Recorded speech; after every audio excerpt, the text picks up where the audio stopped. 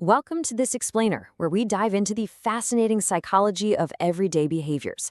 If you look around any coffee shop, waiting room, or even a family dinner today, chances are almost everyone is looking down, completely absorbed in the scroll. But every once in a while, you meet someone who is completely unbothered, no phone in sight. You ask for their Instagram, and they just kind of shrug and say, "Oh, I'm not really on social media." Right? In a world literally obsessed with broadcasting our lives, choosing to completely opt out is a fascinating decision. So today, we're going to explore the hidden psychology behind why some people make this exact choice. When you meet someone who simply opts out of this digital ecosystem, it throws you off for a second, doesn't it? It's so easy to mistakenly assume they're just shy, old-fashioned, or maybe even hiding something. But psychologists reveal they actually share a distinct, really intriguing psychological profile. They have a completely different relationship with attention, identity, and how they measure their own self-worth. There are 5 hidden psychological reasons behind this choice, and understanding them might just help you understand someone in your life a whole lot better. Or, maybe even yourself. So let's get right into reason number 1, rewiring the validation loop. The secret behind why we scroll lies right in our biology. Social media is heavily engineered to trigger what's called a dopamine loop. Every single like, every comment, every share acts as a tiny immediate reward that literally releases pleasure chemicals in the brain. Now, for a lot of people, this feedback loop feels great. It's a natural form of social connection. But for some people, this loop just doesn't pull them in. Their brains simply don't find this cycle of digital reward compelling enough to keep them coming back for more. Think about self-worth as 2 totally different fuel sources. Many people rely on an external fuel tank, right? Meaning they fuel their confidence externally through the responses, likes, and comments of others. But non-users usually operate on an internal fuel tank. They have an internally driven sense of self-worth, where they check in with their own quiet self-assurance first. They ask themselves, did I do good work today? Did I treat people well? Am I proud of myself? Because they validate themselves internally, posting a photo and waiting for likes just feels unnecessary. It's almost like asking for permission to feel good about something they already know is good. Which brings us to reason number 2, living versus documenting. Ask yourself this for a second. If you watched a stunning, vibrant sunset solely through the lens of your phone screen, did your brain actually experience the sunset?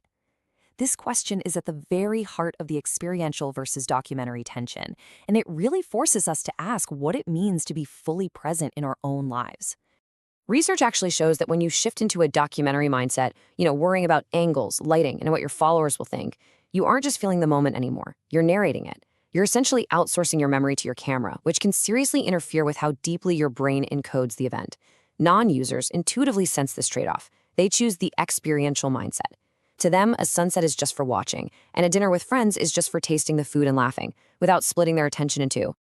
Okay, reason number 3, guarding your mental energy. Think about it. Every single day, the average Instagram user processes an endless stream of faces, political opinions, ads, and, someone's perfectly curated breakfast. All of this drains your cognitive load. It acts kind of like an overflowing glass of water. Your brain has to process every drop of it, even if you're just mindlessly scrolling. Because your cognitive load is limited, just like a battery draining, every single scroll uses up a small amount of your daily mental capacity.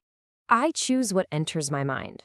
That beautifully summarizes the perspective of someone who steps away. For them, staying off the app isn't some strict punishing restriction. Instead, it's a necessary boundary.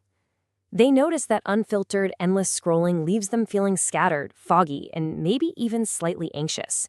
So they protect their mental energy the exact same way some protect their physical health. They pull their hand back from the digital fire to preserve their clarity and peace. Moving on to reason number 4, escaping toxic social comparison. To understand why a perfectly good day can suddenly feel incredibly inadequate, we have to look at social comparison theory.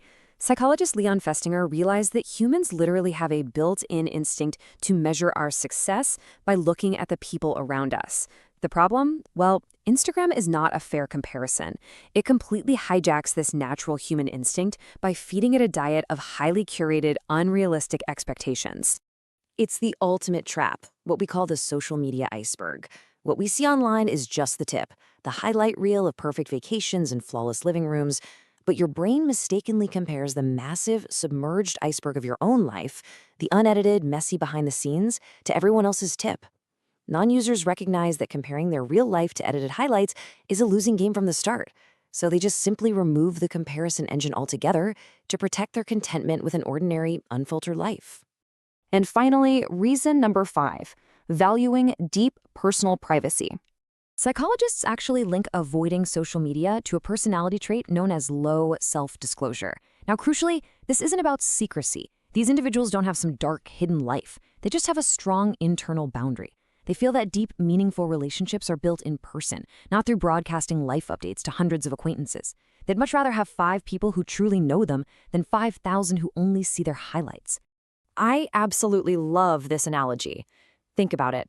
A house with the curtains drawn shut is just as warm, lived in, and real as a house with its curtains wide open to the street, right? One just chooses to share its interior with the world, and the other doesn't. Non-users simply prefer the safety, intimacy, and peace of drawn curtains over putting their interior lives on public display. This leads us to our conclusion, the empathy resolution. Ultimately, this all simply comes down to different emotional wiring. Neither choice is psychologically better, more enlightened, or worse. For millions of people, social media provides genuine connection, immense creativity, and joy. Non-users are just honoring different wiring. They're prioritizing internal validation, protecting their cognitive load, and maintaining their privacy boundaries. There's simply 2 different paths to feeling fulfilled. Understanding this hidden psychology doesn't just help you empathize with the quiet outliers in your life who refuse to join the grid. It actually holds up a mirror to all of us. It leaves you to reflect deeply on your own digital habits and mental boundaries. So I want to leave you with this provocative thought. When you reach for your phone today, ask yourself, why do you post? Why do you scroll? Or alternatively, why don't